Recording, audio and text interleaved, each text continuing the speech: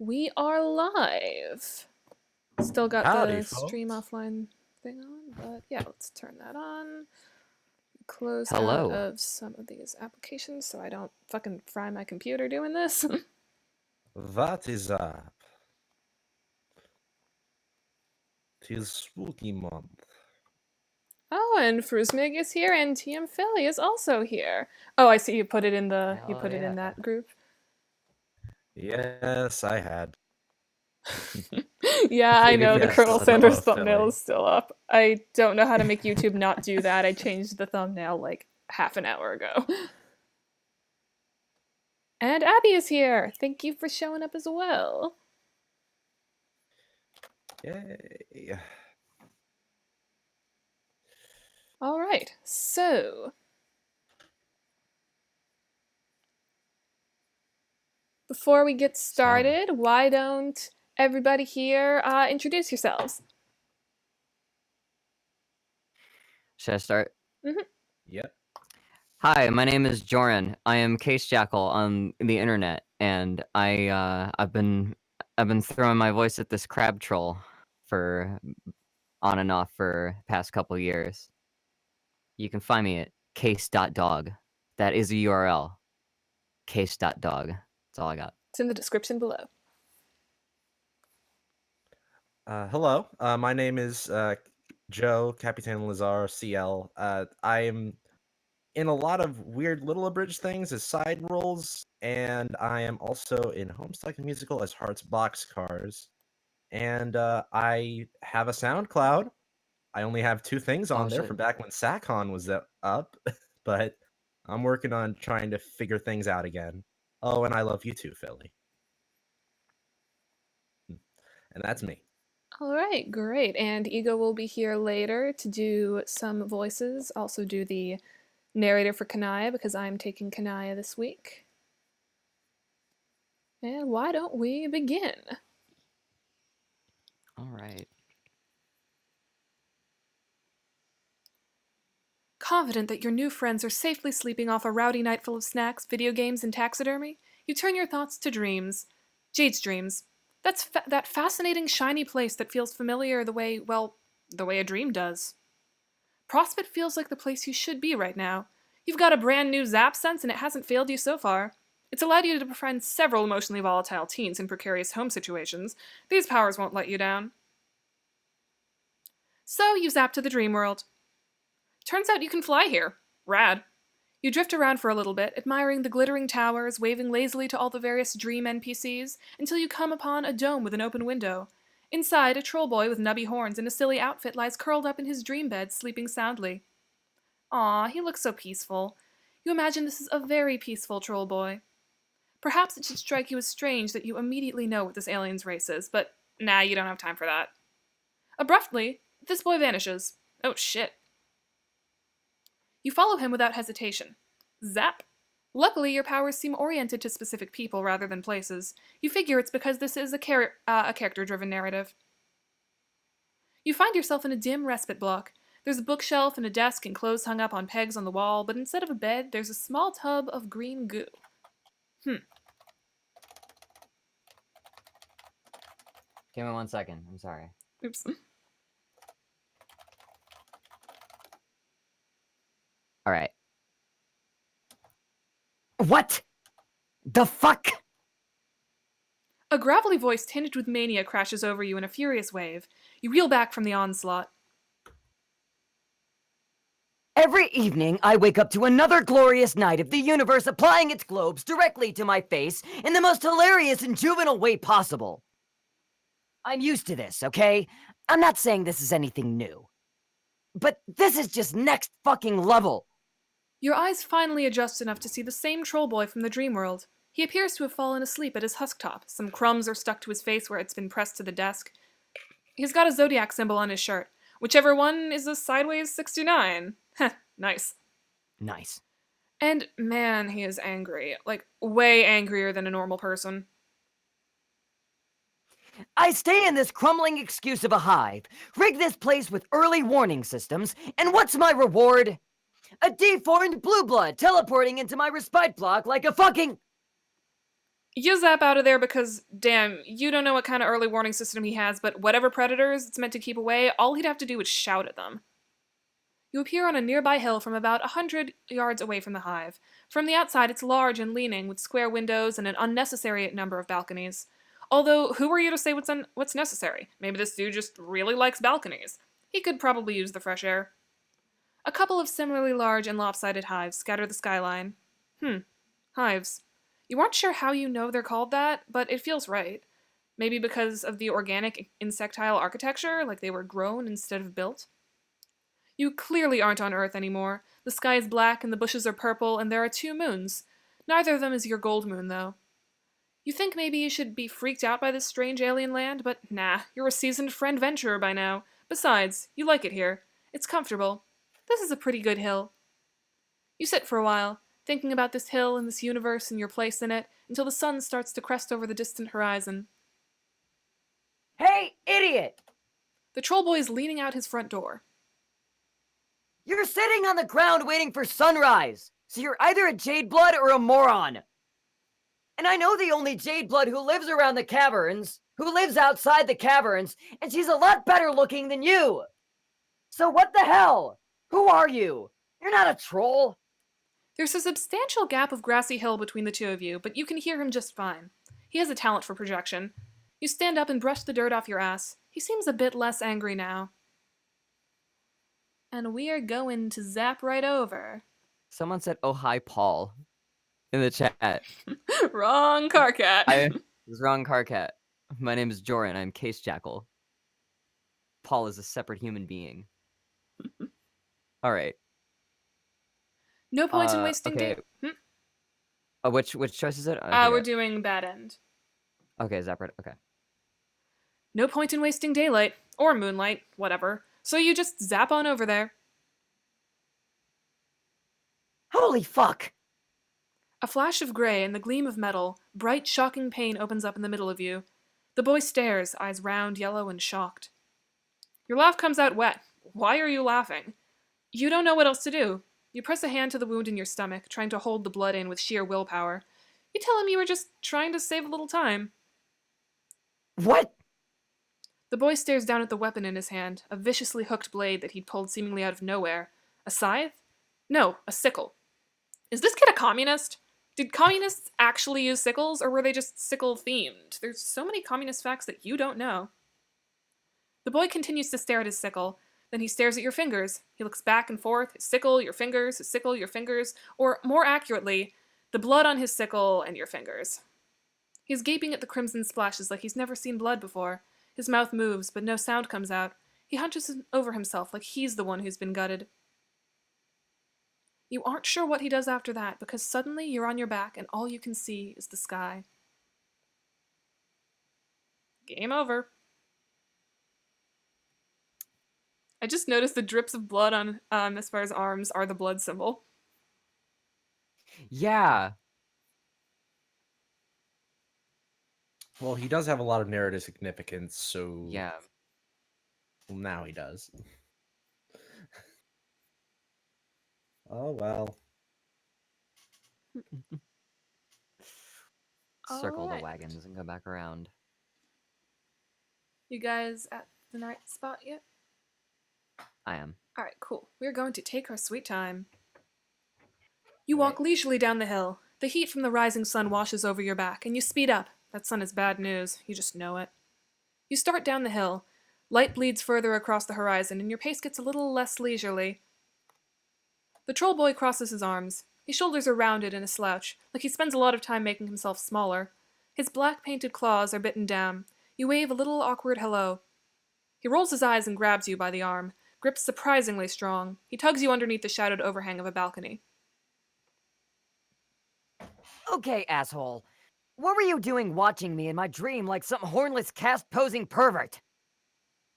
I can't even retreat into my unconsciousness anymore. Is that it? I won't even slide into the nascent relief of death without an alien stalking me. Did one of my friends put you up to this? Was it Solix? Everybody's favorite pastime. Make Karkat's life even more of a constant effervescent shit show. You tell him, Karkat, that it's not like that. You don't know anybody named Solix, and you didn't mean to be creepy, you just found him. Liked how he looked, and decided to follow him home. Karkat's thick eyebrows creep upward. Okay, you know how that sounds, but you really didn't do it to be weird. You did it for friendship. You crave it. Like a mineral.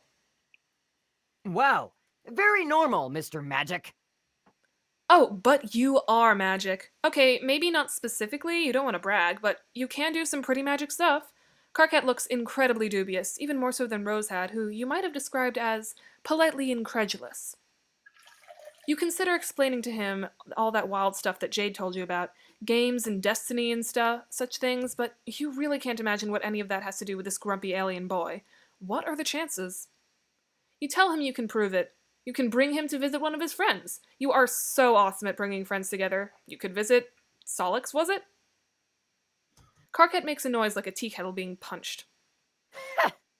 Hell no! That Nook biter would self-immolate if I interrupted his coding. You wonder if that's a euphemism. Maybe Karkat just likes scare quotes? I don't have the energy to grub sit his freaky deformed bulges today. Okay, then where does he want to go? Does he have any more friends? I wouldn't call him a friend exactly. More like an endless burden I've been cursed with by the slithering eldritch gods of the outer reaches. If I didn't occasionally check up on him, he'd space out so far he'd hit hard vacuum. How do we do this? You're actually not quite sure, but you don't want to backpedal and suggest to this cool, angry troll boy that you don't know what you're doing. Do I just His hand kind of hovers near yours. hold on? You could hold hands, but you don't want to be too forward. You could also just hold him under the armpits. You think holding me under the armpits is less weird than holding frond stumps? Yeah, sort of. Karkat puts an awkward hand on your elbow, then he frowns and pushes up your sleeve, laying 3 fingers against your bare arm. You good, dude? Yeah. Sorry. You're just kind of warm. Thank you. You tell Karkat that he is very warm, too. Let's just get this over with. Try to aim for just outside his hive. His Lucis isn't around, and he's usually too stoned to even notice if the roof came down. But I don't want to startle him. Cool. Here goes. You zap somewhere pitch black and immediately blunder right into Karkat. Oh my god. Could you keep it together for a single fucking glance nugget? You aren't in Karkat's hive anymore. You appear to be in the void. Cool. I love the void. The what? Let go of me. You tell Karkat that he's actually the one still holding on to you. He makes an angry noise through his nostrils and releases you from his clammy grasp. He moves away from you and collides with what sounds like about 17 mops all banging into each other and clattering to the ground. God fucking Something smashes. slurry guzzling. A shower of little noises like marbles over hardwood. What even is that? A light finally pops on above you. You appear to be in an alien broom closet with, alien cleaning supplies, you guess? One of the bottles just has Clen written on it in permanent marker. You ask Karkat if he meant to transport the two of you into a closet. A bucket rattles as he kicks it. He yelps and jumps backward onto your foot. What the fuck? Makara, you bottom-feeding asshole! Your personal habits are almost as disgusting as your pan-rotting purple words!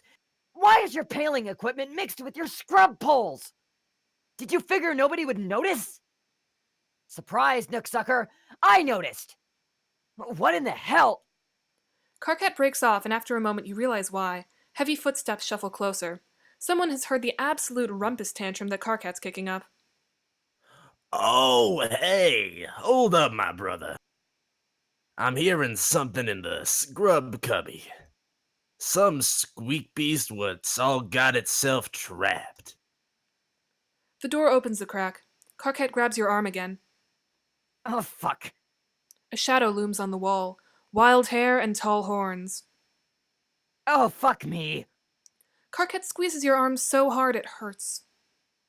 Oh, fuck, oh, fuck, oh, fuck, oh, fuck! The door opens a little wider, and you feel wetness on your arm where Karkat's claws have drawn blood. The door creaks and you panic. You both crash down to the floor together in Karkat's respite block. Karkat's little horns jab you in the side. What the fuck was that for? Why did you do that? Because Karkat was freaking the fuck out and you were worried the two of you were in danger? And there was some menacing asshole saying creepy stuff outside the closet door? That is a complete mischaracterization of the scenario, and I'm totally disgusted you'd even bring it up. It's not a mischaracterization. He was totally losing it. Look, he was clinging onto you so hard he even drew blood. You show him your clawed up arm. Karkat's reaction is immediate and overblown, which you are beginning to gather isn't out of character for him. He starts vigorously examining himself. He appears to be checking for injuries. No, you insist. He's not the one bleeding. You are. He's so covered up in jeans and sweater that you have no idea how he'd even get cut in the first place. What? This is your blood? Yeah. What's the big deal? Beside the fact that he totally just scratched the shit out of you, you're willing to let that slide, though. For friendship reasons. You figure this might just be the way he greets people? It's honestly kinda fucked up. Maybe you should just leave. Wait, what? Now you're just going to zap the fuck out of here like nothing happened? You can't go out there. It isn't safe. Not for people like... Karkat pulls himself warily to his feet. He's still looking at you like you're a bomb that might go off if he steps wrong.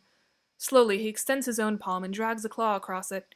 Crimson blood beads up and drips to the floor.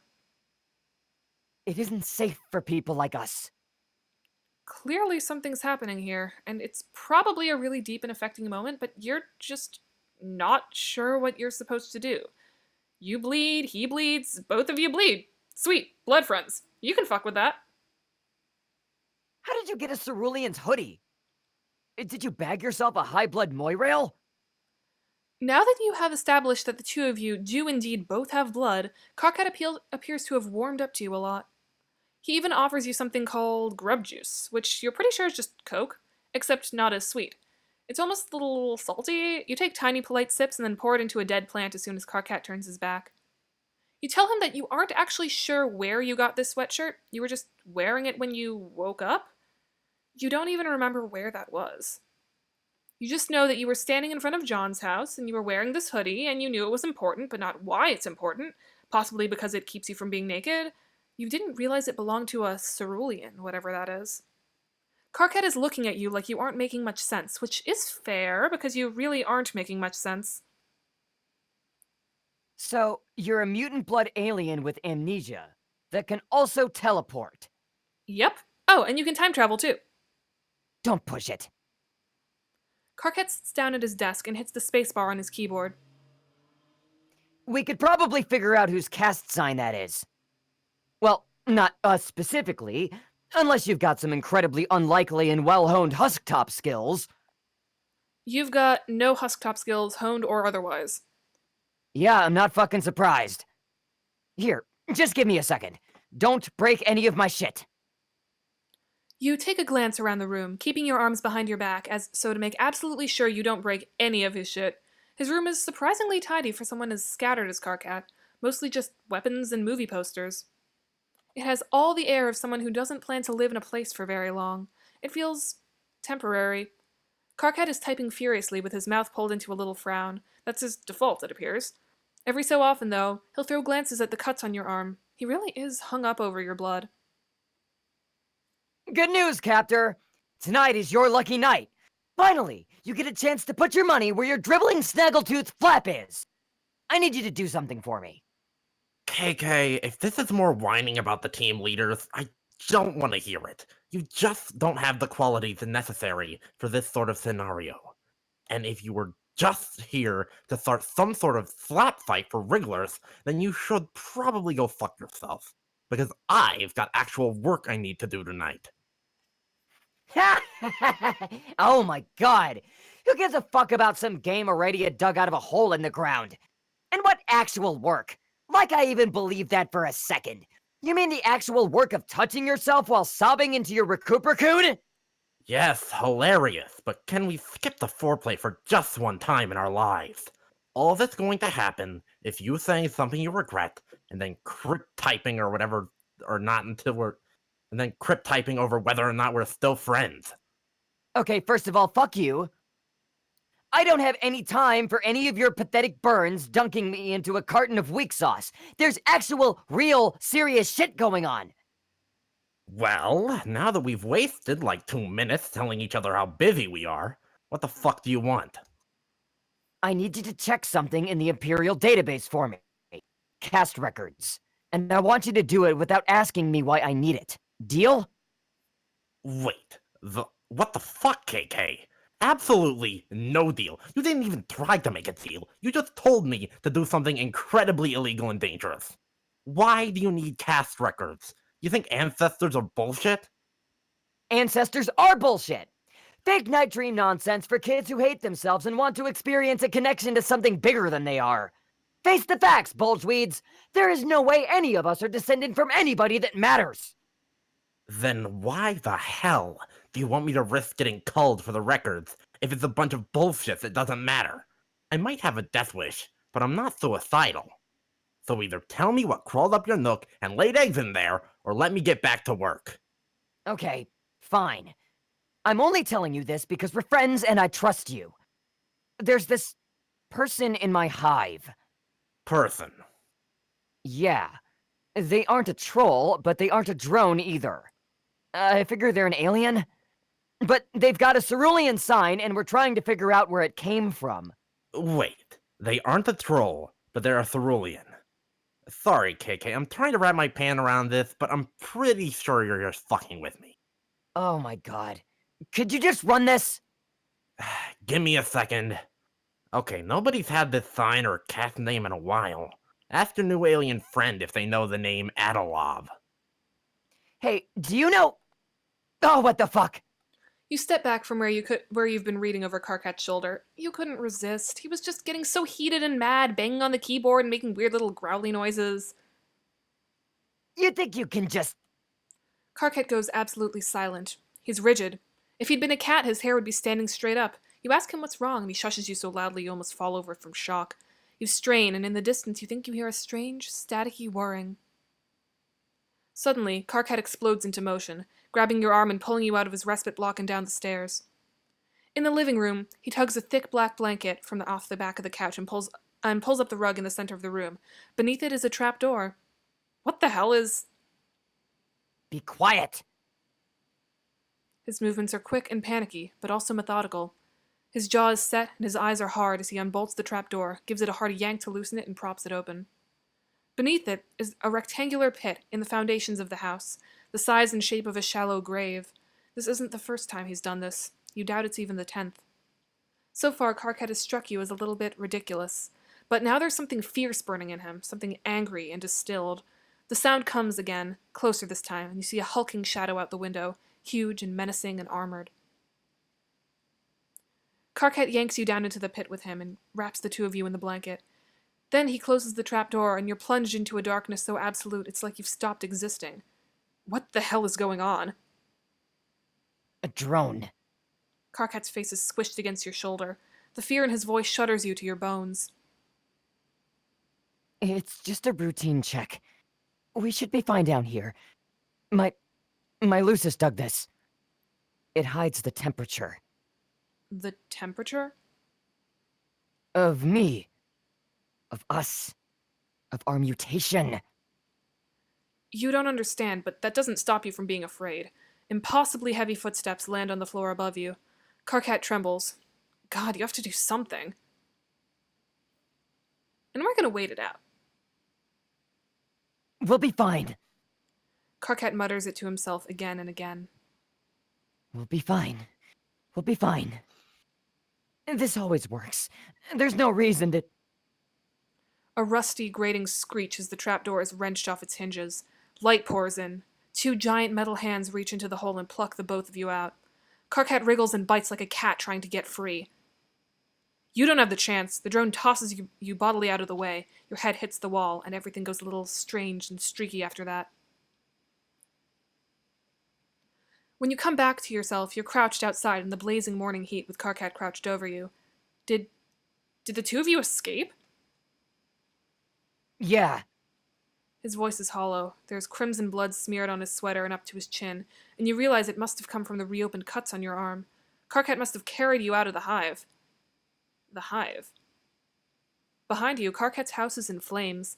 The heat of the fire combines with the heat of the sun until it feels like the two of you are standing on the edge of hell. Oh my god, did the drone do that? No. My Lucis did. I told you, I have early warning systems. He gave me a chance to get out before triggering it.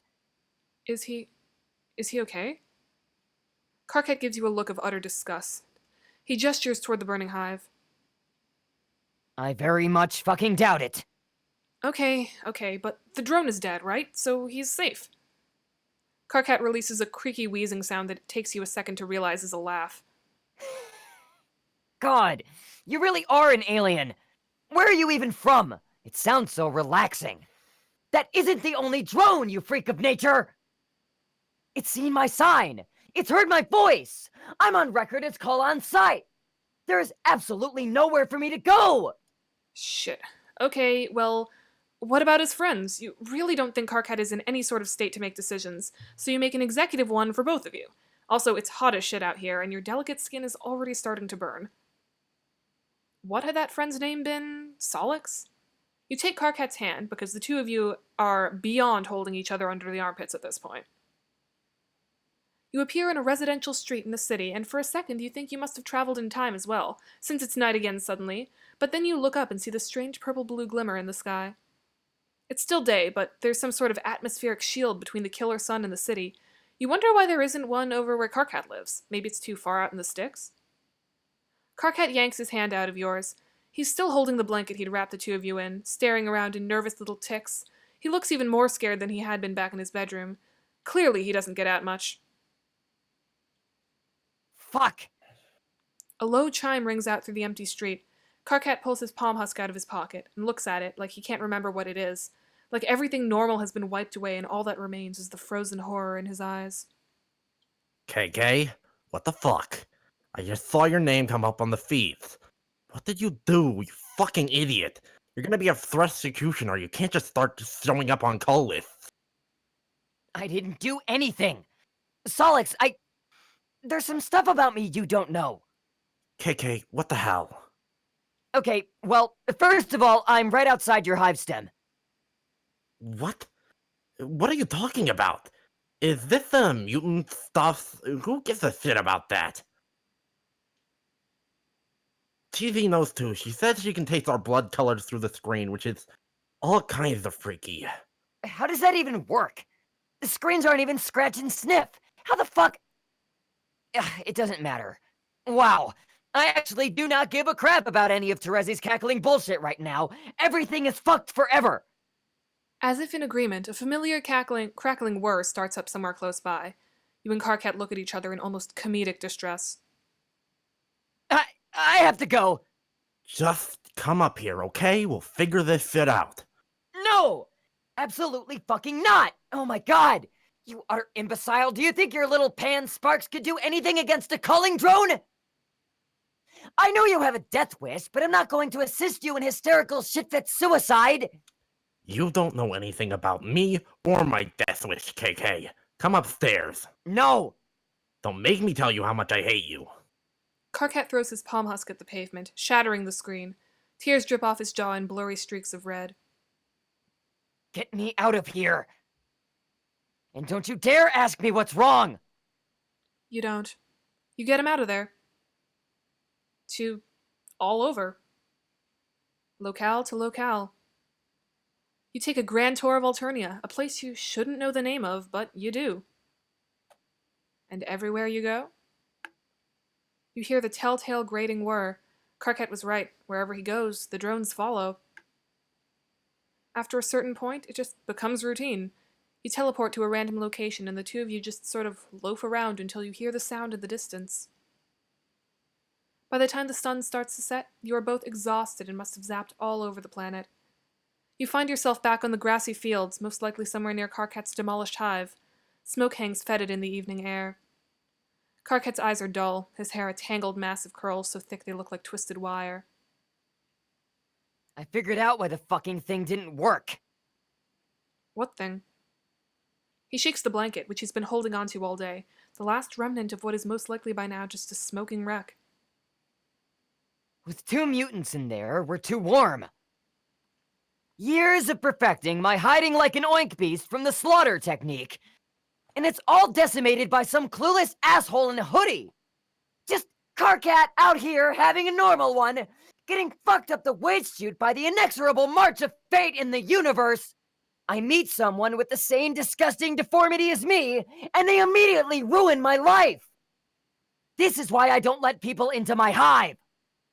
Karkat, there is so much hatred wrapped up in his voice, in his words, and you don't think it's hatred for you. You ask him what you can do. You want to fix this. I think you've done enough. Karkat bundles himself up in the blanket, even though it isn't cold. He turns away. Game over. And thus, the Sightless is born. Yeah. My son.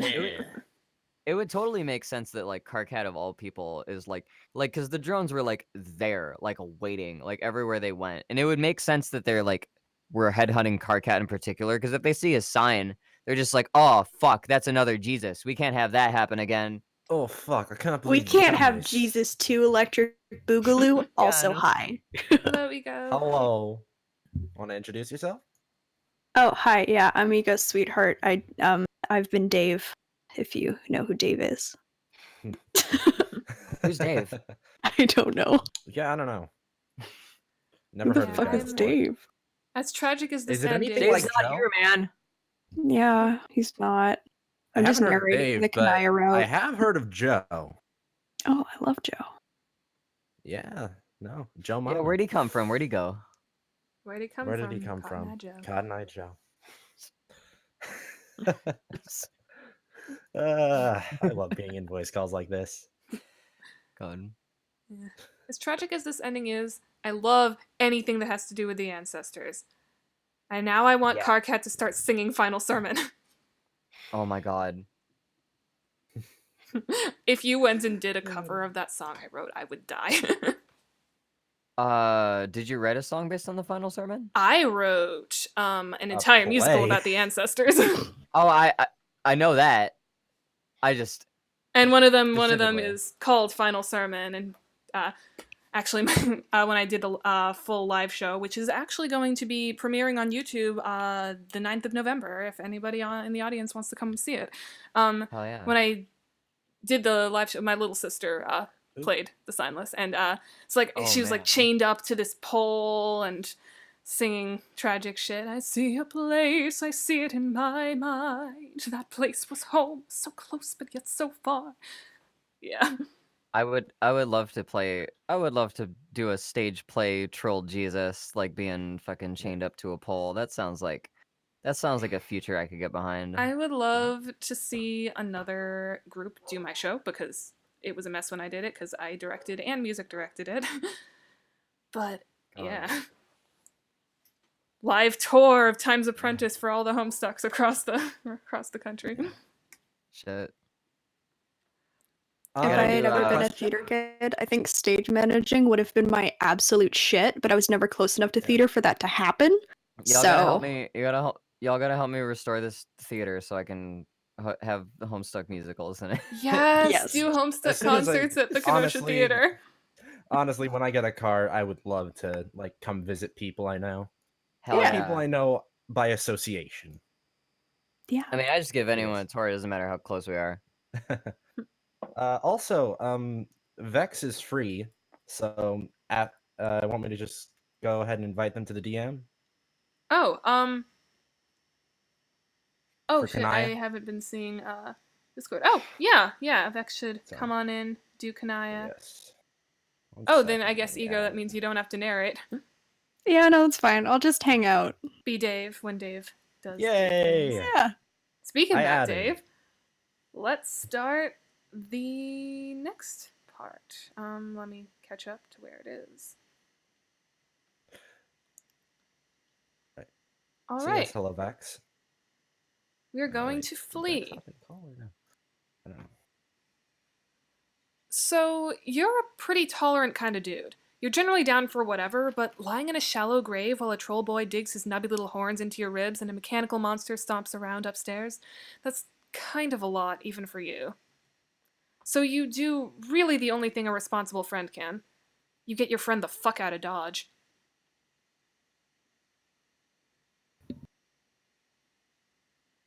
All right. It was really cool of Jade to have us all over. My voice is so shocked. It felt like a birthday present, kind of. Especially since all of my other presents got lost in the mail. Actually, the only one that didn't get lost was a little Monsters poster my dad got me. He gave it to me a week early, almost like he knew that something weird was going to happen with the rest of my gifts. Sure, yeah, I'm happy for you, dude. Cool that your dad got you an unbelievably crappy shit to you before it got thrown into the literal garbage where it frankly belongs. But why are you wasting any part of our valuable word count babbling about your fucking little monster poster? Who actually cares? I don't know, I just figured some people might want to know about it. Whack. Oh, hey. Dave and John are propped up on the futon, gaming the way only bros can game, i.e., with several bags of chips and a mostly empty 2-liter bottle of Mountain Dew on the couch between them. Yeah, Doug, saving room for Jesus and snacks. Oh, hey, Mr. Mailman. You wave hello and try and catch your breath. You're a little unbalanced from the brutal shift being between buried alive to a chill Texas day with a couple of guys just being dudes. Wait, how did they even get back from Jade's? Oh, yeah, right. Turns out her dog can teleport.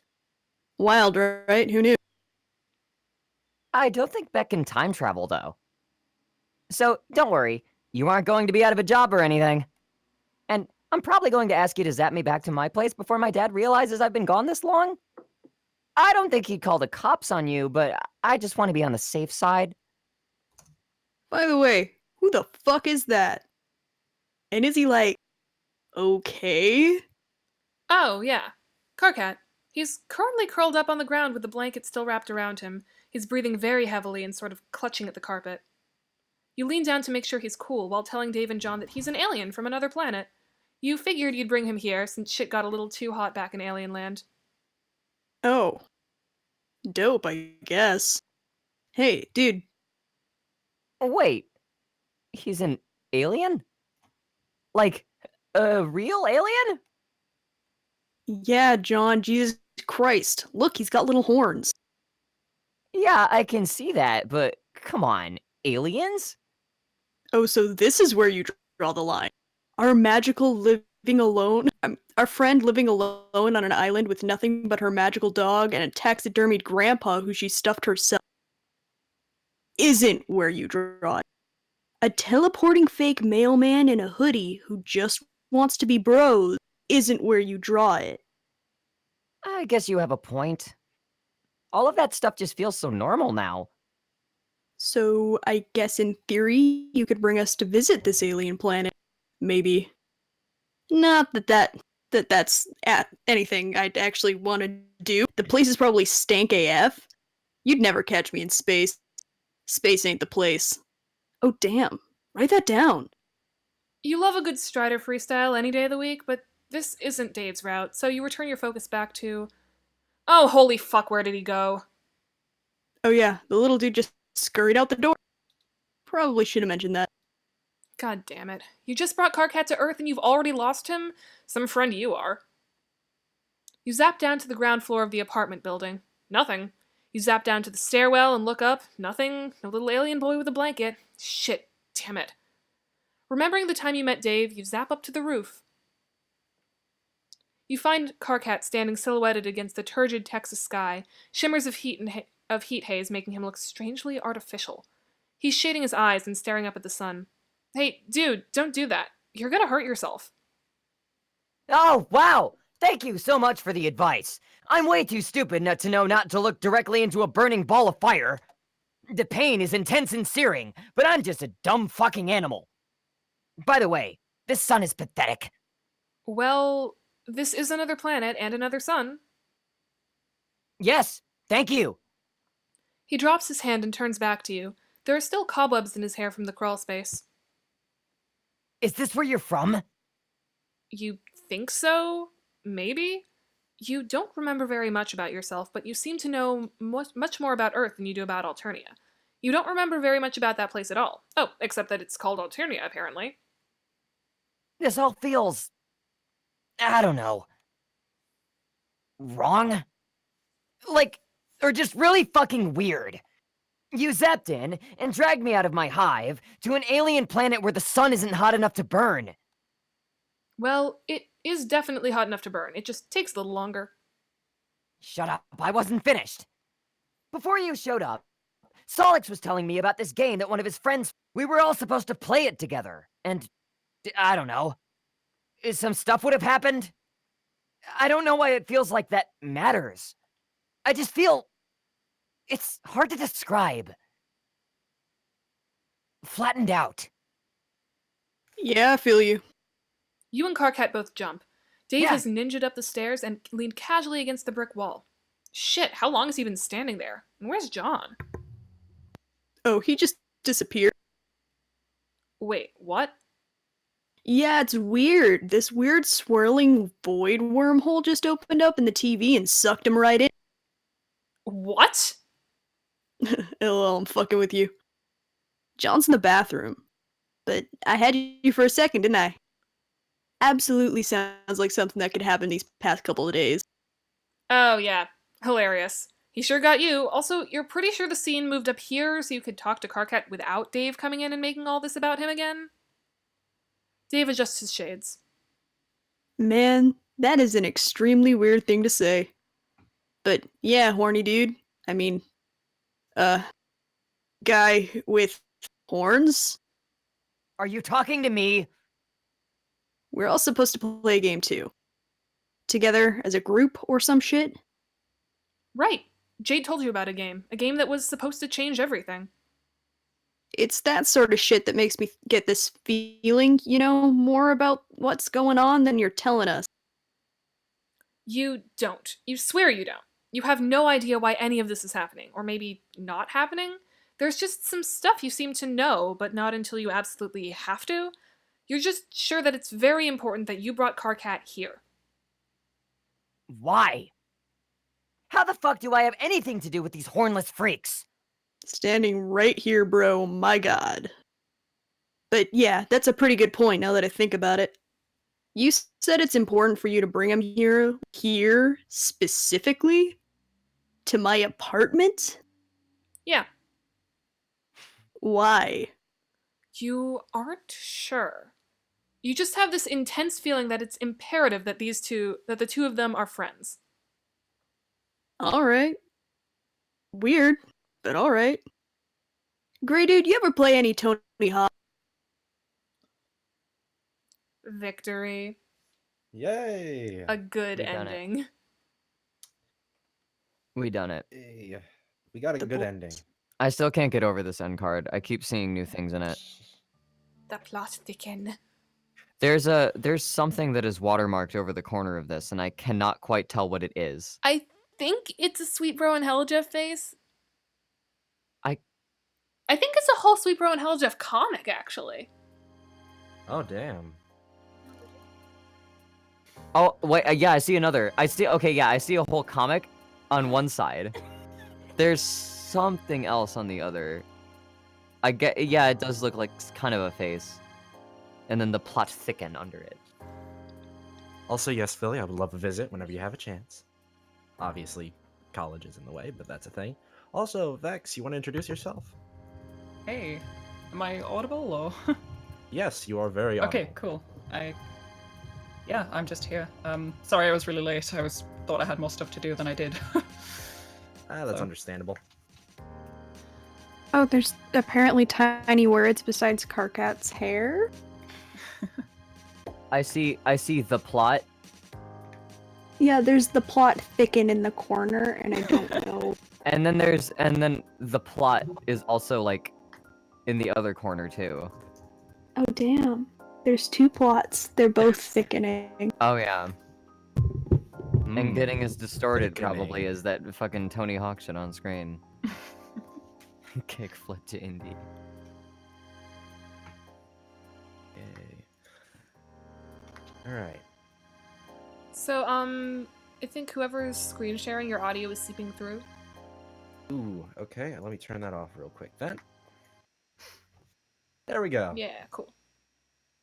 Yeah, sorry, I'm a Right. casual. I don't own the game yet. That's valid. That's why I make these live dubs. So yeah, that was This Karkat's is an experience for route. me. Hell yeah. Let us move on to Kanaya. This has been fun. I'm gonna have to bow out though. Oh, Case, you wanna advertise anything before you leave? Yeah, let me link some in the chat right quick. If you go to case.dog/donate, it will take you to a page that oh, does that not register as a URL? Whatever.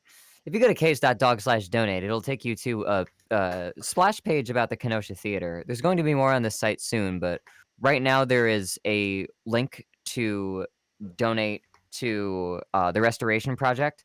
We have a volunteer group that does maintenance work every once in a while around this building, trying to prepare it for a full restoration. It is a 2,400 seat theater that was built in our city by the founder of Universal Studios, the second theater ever to have sound.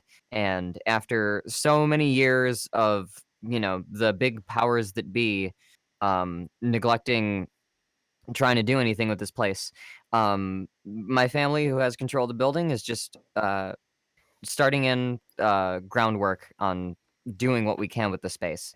So if you want to help reclaim an old historical building, and specifically help a small group of mostly queer artists cut into this this hell of a project here, you can do that at case.dog/donate. Anything you can contribute is appreciated. But that's all I got. Thanks Also, for listen to having their me on the music; it's really stream. good. Huh? Oh yeah, I also do music, and if you go to case.dog, just case.dog, you can find all my music. I rap about like if you're in a Homestuck, you'd probably like the stuff that I'm on about. I'll say that much. Yeah, like dots and lines and Existentialism, DNA, exactly. all that stuff.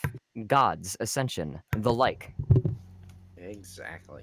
I'm gonna leave you guys to do Kanaya though. This has been fun. It's been a long day. Yeah, no. See ya. Rest your voice. Rest well. Yeah. Thank you. I'll see you guys around. Yeah. Later. Bye. Happy I'm Homestuck. also probably gonna bounce just because I'm not needed. So thanks for having me for like 10 minutes. No problem. See you around. See ya. Later. Okay. All right. Goodbye. Bye. Bye. Bye. So let us begin with I have plenty of friends. You are learning more about yourself every day. For example, while you already knew that friendship was everything, you are now realizing that staying with your friends is not a priority. At least, that must be right, because you keep leaving friends and starting over again. Why are you doing this? Probably a deeply held value of some kind? That makes sense. Anyway, you're ready to meet more friends, and the only place you've seen new people recently has been on Jade's Dream Planet. You zap on over there. This time, something is different. It seems to be a different part of the day than before, and the overhead clouds that previously served as fluffy ambient backdrop are now alive with images. Meteors striking a dark world, a planet covered in sugar mountains dotted with goofy giant teapots, a young gray-skinned alien girl running around catching frogs. These must be the clouds Jade was referencing, the one she said that could never be wrong. Well, you can take guidance from them too. You've trusted more dubious things than clouds. You zone in on that frog girl with the short haircut and the red skirt. Time for the zappy thing! It's always night on Troll Planet, at least when folks are out and about, but it's not usually this dark. You confidently head out to start exploring your surroundings and immediately run into a wall face first. Okay, you're getting your bearings now. You've ended up in some kind of closet.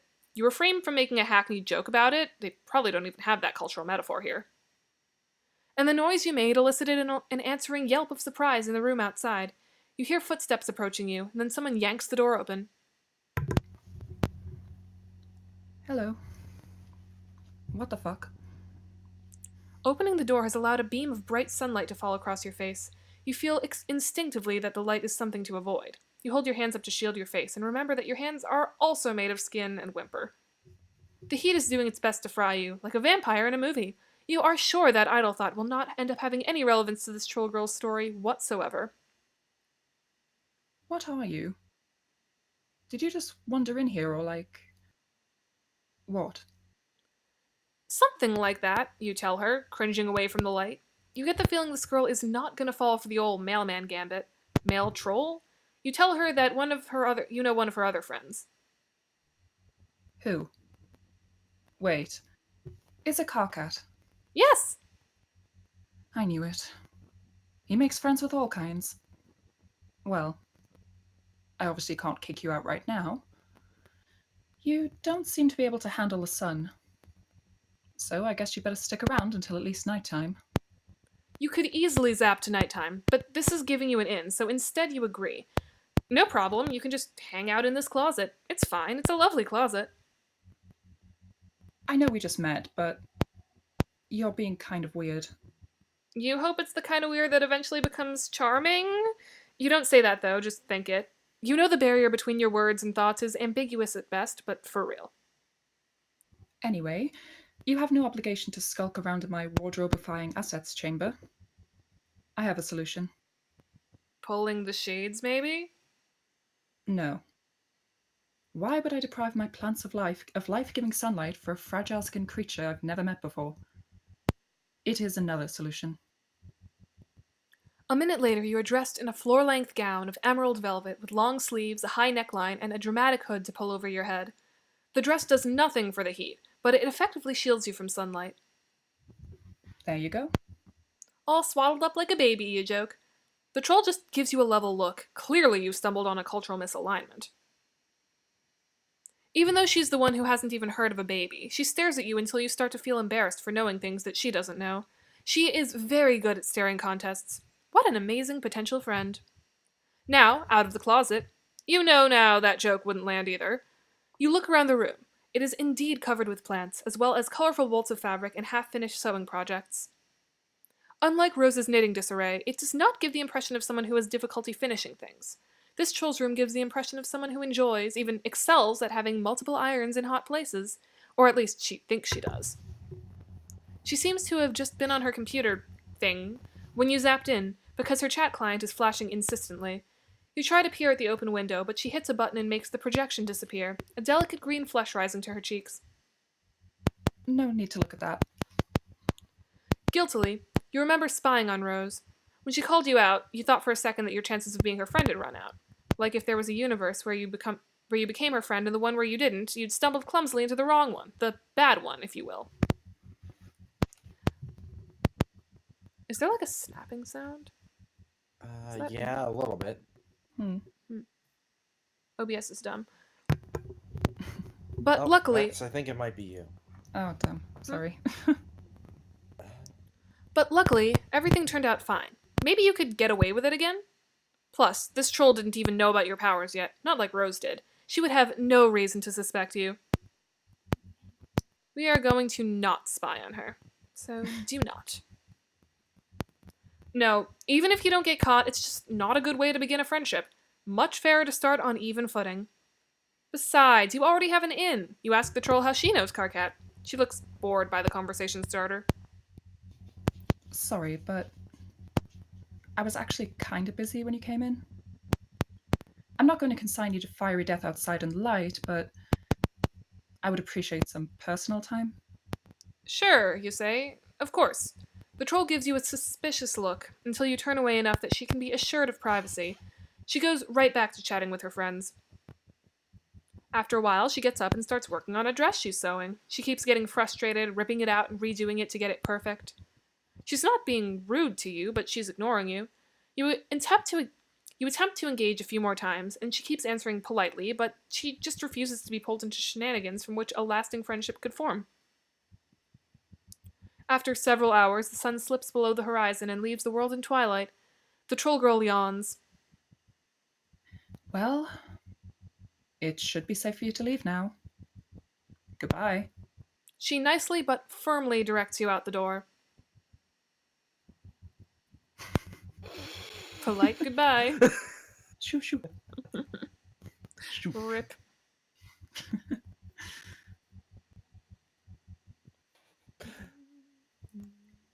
Yay. Pesterquest setting those good morals of choosing the spying option. Well, Oh, yes, meddling you have always to works. spy on someone. Always meddle, yeah. You Always have be to a spy on meddly, someone. meddlesome meddler. Also, look at that face. Just look at that face. Tell you what, give me just 1 second. I'm just going to redo my mic because I think it's making a weird noise. Yep.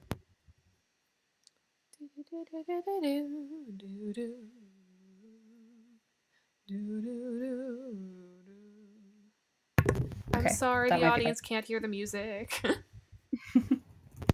Let's see what, while you're fixing your mic, let's see what people are saying. Abby, now I've just got elemental in my head. That is so valid. I always have elemental in my head. A lot of the times that's what's happening with popping. Some sort of bad connection. Yeah, probably. She's got irons in the fire. Is she a metallurgist? A metal. I like it.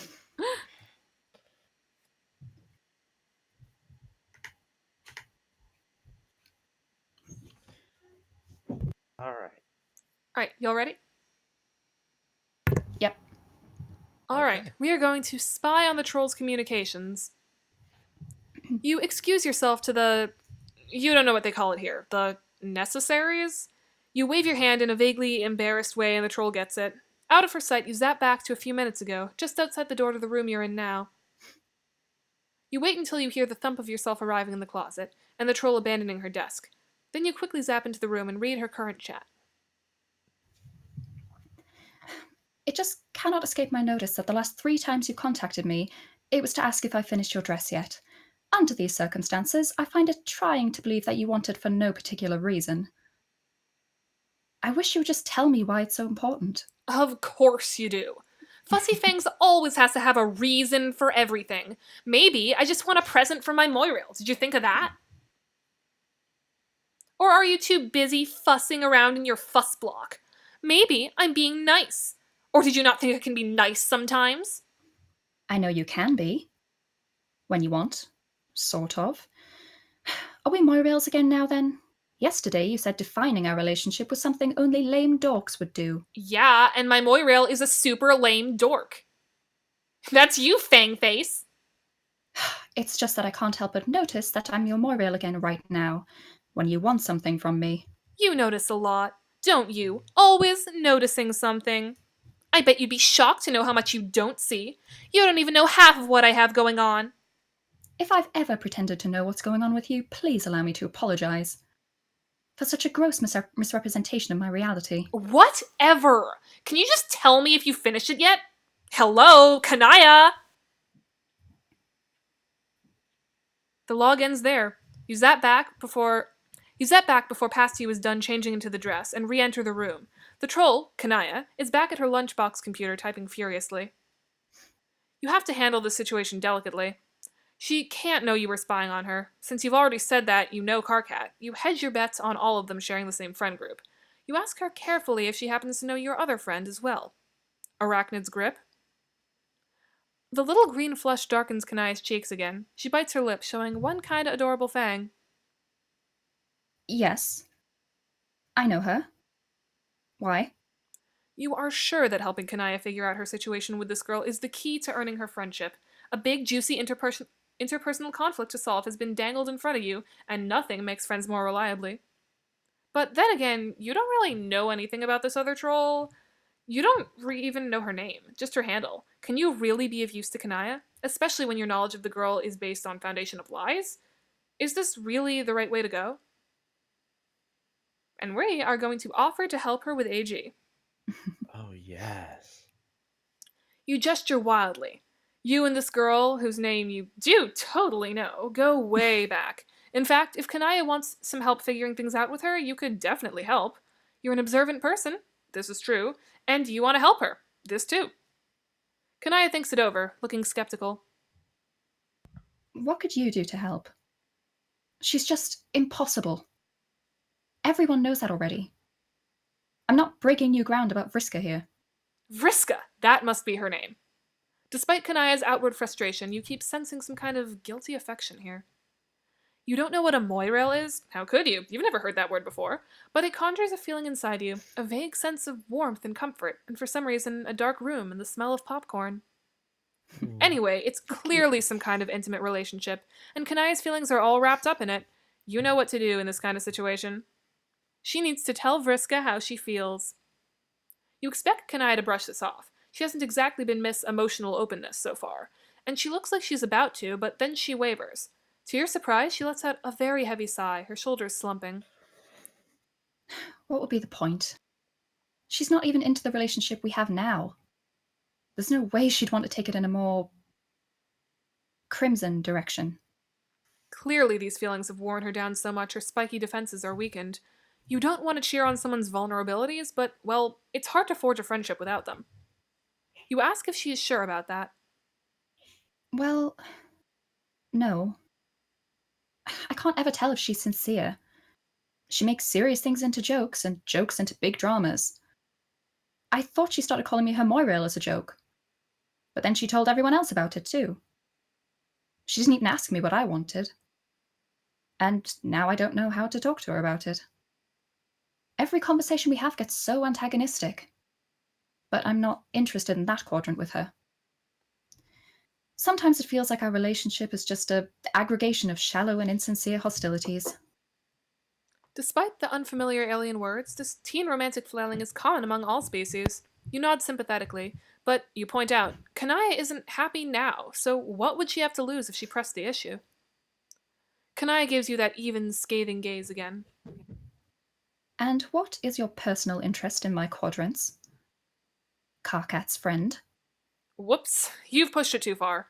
All your recent successes have made you cocky. You revert to barefaced honesty and tell her you want to get to know her better.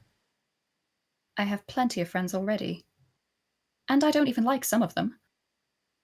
But I will think about your unsolicited and unwelcome advice. Advice from a stranger whose presence you are tolerating solely to not be responsible for the death of an innocent is well known to be the best kind of advice. That's about the best you can ask for. You shut up and sit quietly while Kanaya goes back to her activities, sewing and tending to her plants with a big chainsaw she seems to have pulled out of nowhere. Finally, she huffs a sigh and throws the chainsaw down on the floor. It disappears again, but a little gold tube rolls away from where it landed. Kanaya stalks back to her magic computer lunchbox. She is emanating such a determined air that you don't dare to address her. Maybe she's forgotten about you? If so, it's to your advantage because Kanaya's setup projects and because Kanaya's setup projects her windows in a very visible way, and she didn't tell you not to look this time. You know how you basically refuse to be straightforward with me? You know how you, and I use this metaphor with full consciousness of its on-the-nose nature, always have a web of intricate emotional misdirection and basically act in the most infuriating way possible. What? Slow down. What are you talking about? Why did you start calling me your Moirail? Was it because you actually had those feelings for me, or did it suit your purposes somehow? What if I started calling you my matesprit? Would that make it reality? Is that how it works? You just say things and assume they'll happen, like you said, instead of talking about it with the other person involved? This time I meant you in an abstract and general sense, not specifically you. Wait. Are you saying you want to be matesprits? You know I'm one of the few of us who still likes you. You know everyone wonders why I still talk to you at all, and sometimes I do too, after everything you've done. I think in this situation the evidence for strong concupiscent feelings on my part is compelling. I do not think our so-called moral allegiance is satisfying enough to account for my continued attachment to you. Any outside observer could perceive as much. Wow. I think there was a confession somewhere buried under all that insulting language. You know what, Meanie Fangs? Let's do it. Let's be matesprits. Do not mock me. I'm not! Jeez, you see how unfair you're being? Vriska, be more straightforward. Vriska, talk clearly about your feelings. Define our relationship. Then when I do it, this is what I get? Let's flip red. Why not? That face, though. Wait, really? Yes! My girl. Yeah, there we go. Kanaya slams the lunchbox shut and turns to you. She's even more flustered than she was before, and you can't tell if she's freaked out or thrilled. Maybe even she doesn't know. Listen, I have to go somewhere. You can let yourself out, right? Do not steal anything from me. You open your mouth, about to suggest that you could teleport her where she needs to go, but she rushes past you and down the stairs. Then she's gone. Dang, you've been getting really good mileage lately out of being the person to unite distant friends. Lousy goddamn stupid independent action. You get the feeling probably following her wouldn't go over well either. Kanaya probably needs some privacy right now. A lesser friendship aspirant might give up at this point, but your unique skills have honed in on one thing. This relationship is happening because of your advice. Surely, once things settle down, Kanaya will remember this and turn to you, ready to embrace you and rain down thanks and praise for your good works. You're not about to wait around for it here. You zap ahead a couple days. No Kanaya? Nothing in the room indicates that Kanaya's even been back here yet. You try a couple days more. Still no Kanaya. You zap again. Now you're a week out, and the brown edges on some of the leaves suggest that Kanaya has been at her new girlfriend's house this entire time. You're about to give up when you hear a door slam downstairs. Kanaya storms up the winding staircase, stopping dead when she sees you. Oh, great. Just what I need. Someone I don't know here in a delicate emotional time to witness my compromised state. Whenever I'm on the precipice of romantic disaster, I always think to myself, I wish a deformed stranger was in my house refusing to leave. Just to bear witness to my inelegant suffering. Okay, wow, that was harsh. You're beginning to think your strategy is not going to pan out. Never one to be deterred easily, you cautiously ask her if she wants to talk about it. She puts her face in her hands. You know what? You are probably the only person who thought this was remotely a good idea, and therefore probably the only one I can complain to. Everyone else saw this coming, I'm sure. As outcomes go, this one was not particularly stealthy. When she looks up, she doesn't look angry anymore. Just upset. Oh no. I do not know why I thought that in becoming my mate spirit, she would somehow start acting differently than the way she always has. Relationships are hard. Relationships are hard, and nobody understands. Well, no. I mean, the very common form of social interaction. I think most people, especially past the age when their genetic contribution is legally required, understand or face certain culling. Okay, never mind that. You were trying to do a thing and it clearly didn't work. So, things didn't work out with Vriska? You could say that. At first, it was everything I wanted. She's right, you know. She can be nice sometimes. But then she just started ordering me around. Like I had to do what she said just because I was her mate spirit. Like maybe the reason she agreed in the first place was because she wanted that leverage. You know she's upset, but she isn't getting visibly emotional. Instead, as she talks, her eyes narrow and her voice grows icy with anger. She grows very still, her muscles held taut. And she kept trying to use me to get back in with our friends who sensibly dropped her already. Like Karkat and Terezi. Although I can't believe I still have any cash with them after so obviously taking leave of my senses enough to date her. Even Terezi wasn't stupid enough for that. It felt like she just wanted me to like her so she could exploit me. Maybe because she doesn't have enough other friends? So she had to get the most out of me. Her voice is trembling with anger now. Jeez, that's rough. Honestly, it sounds to you like Kanaya dodged a bullet. When you first saw that Kanaya had a crush on this girl, you kind of assumed that someone as composed and rational as Kanaya would be drawn to someone who would compliment her well, but you've just watched her walk into a train wreck. Well, encouraged her to. It's probably good she broke up with Vriska. I didn't. Oh, well. But you're right. She stalks over to her husk top and throws the top open so violently it nearly breaks.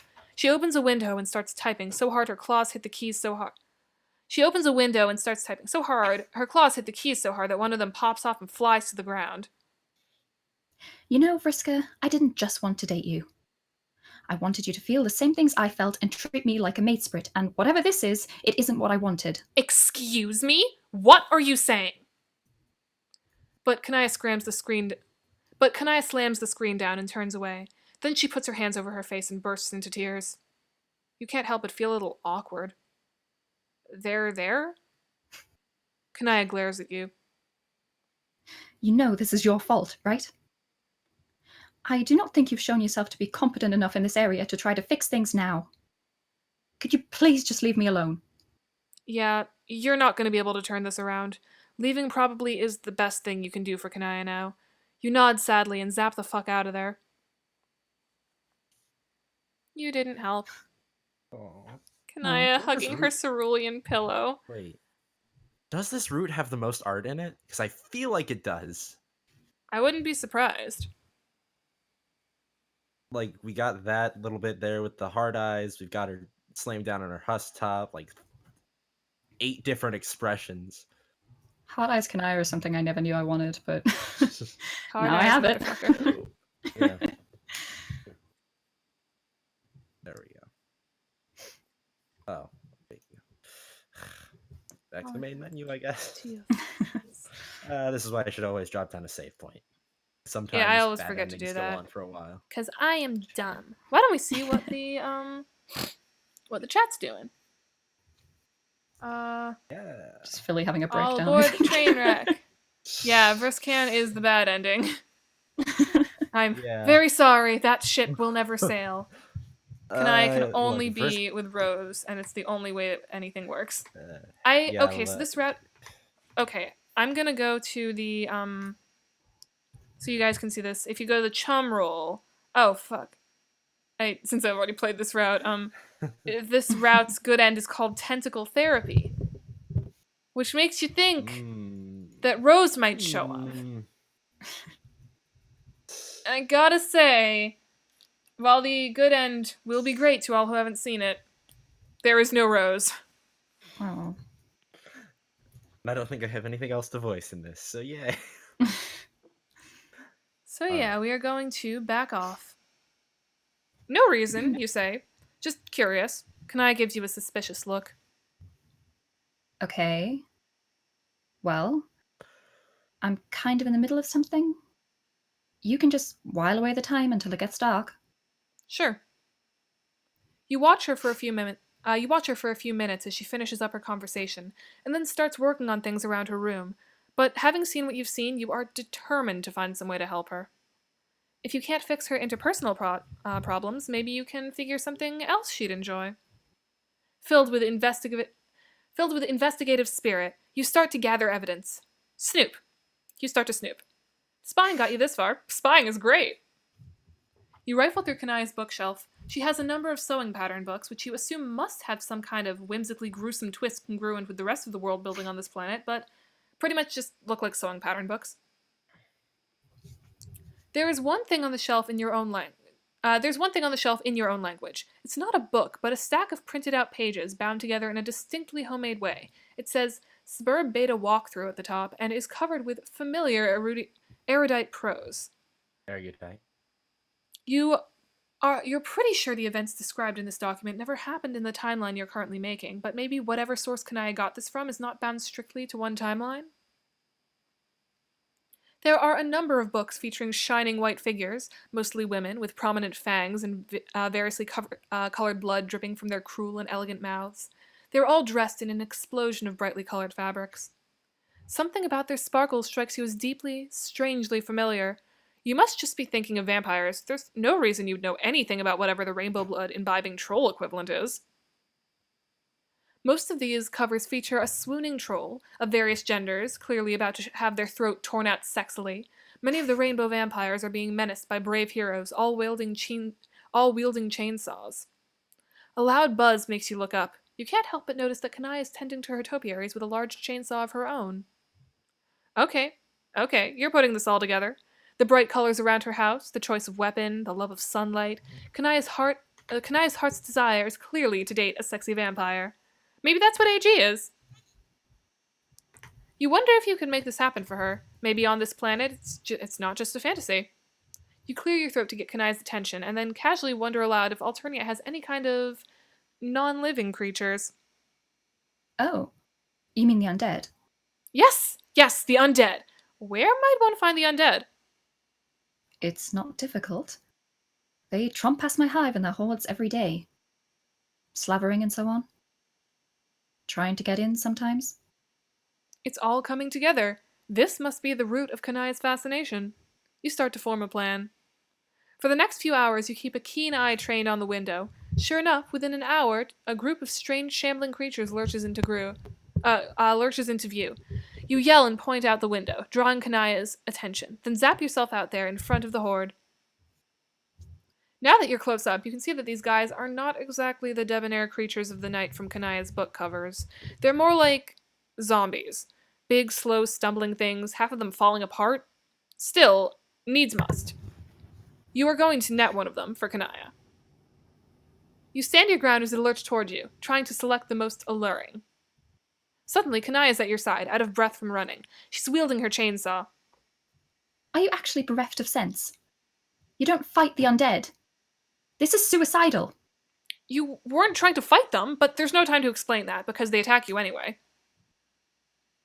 A great monstrous arm backhands you to the ground, and monster claws tear through your gown and into your shoulder, lifting you by it. The creature opens a mouth full of more teeth than you thought could fit inside there. Then you're falling.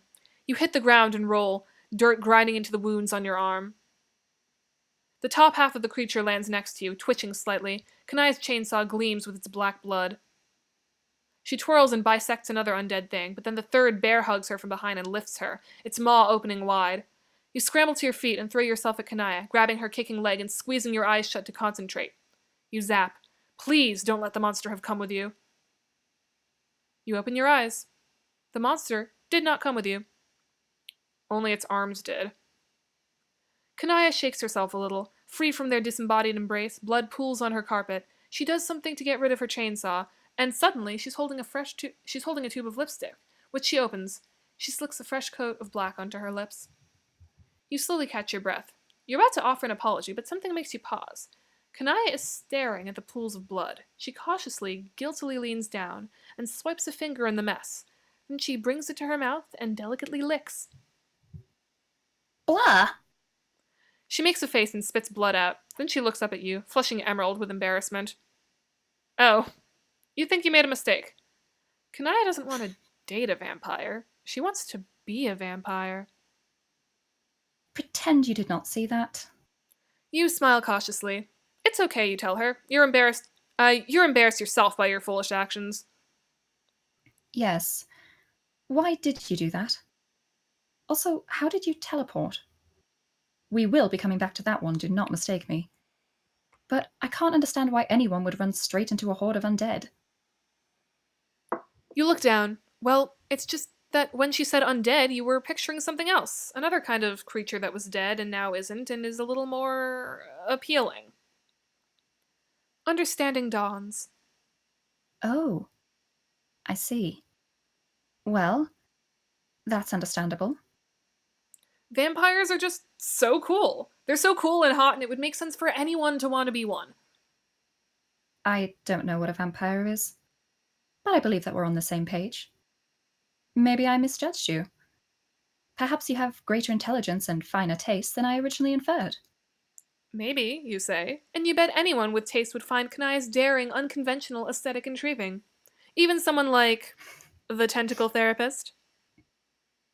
Kanaya freezes. What? How do you know? Did you just... I mean, who is that? She clears her throat uncomfortably. Whoever that is, I hope you're right. And also, well... She looks embarrassed again. Thank you for saying so. You nod, wondering if you should say more, but you should keep that friend's secrets, just like you are going to keep Kanaya's vampire fantasy secret, because that's what friends do. Bonded for life. Oh, that's really cute. I do wish that Miss Barr would have teleported Kanaya to Rose, though. I mean, if Dave gets to keep Karkat in a hole, why can't Kanaya keep Rose in a hole? They can have their alien lovers. Bold of you to This is assume Rosemary that discrimination. Bold of you to assume that Kanaya is the one wearing the tux.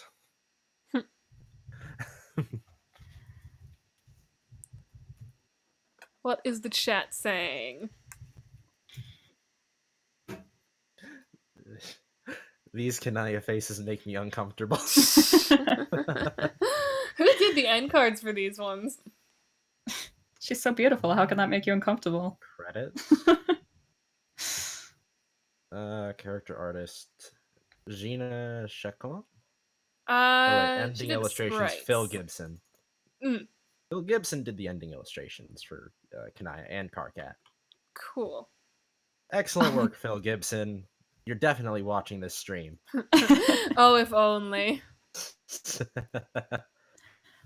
What are the music themes in this one? I just saw the names in some of them. These ones are reused ones, I believe. Friend I from mean, Gilly. Kanaya's is Darling Kanaya, and Yeah. James Roach did a Crust. remix of Karkat's theme, Oh, okay, Crustation, because he's all crusty today. Yeah, I think that just about covers this week. Yeah, do either of you want to promote anything before the end of the stream? I'm good.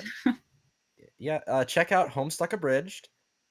We've got Abridged Squared, which is apparently our more popular version somehow. It's easier to watch because it's apparently- only like 3 minutes long. I mean, technically. And then also, me and TM Philly are a part of another abridging group called the Hero Association, which has done a My Hero Academia abridged and One Punch Man abridged. And there may or may not be a secret project in the works, which I cannot say anything about. Do we have a release date for the next Homestuck Abridged? We do not. Yeah, when's the one I'm gonna appear on in? organization. What? Yeah, when's the part that I'm in gonna appear? We will best part. see. I can't mention what the secret project is, damn it, Philly. All right. So, before we go, I have a big list of things to say at the end of streams now because it's gotten kind of out of hand. I would like to thank my patrons, Kansas Just Got Gayer and Jacob King. Actually, huge fucking thanks to Jacob King for subscribing to my $50 a month tier. Like, holy shit. I'll be making you a composition soon. Thank you to UberTheMan for my starting and ending screen. You guys will all see that in a minute. If you guys want 3D art, go to him for that.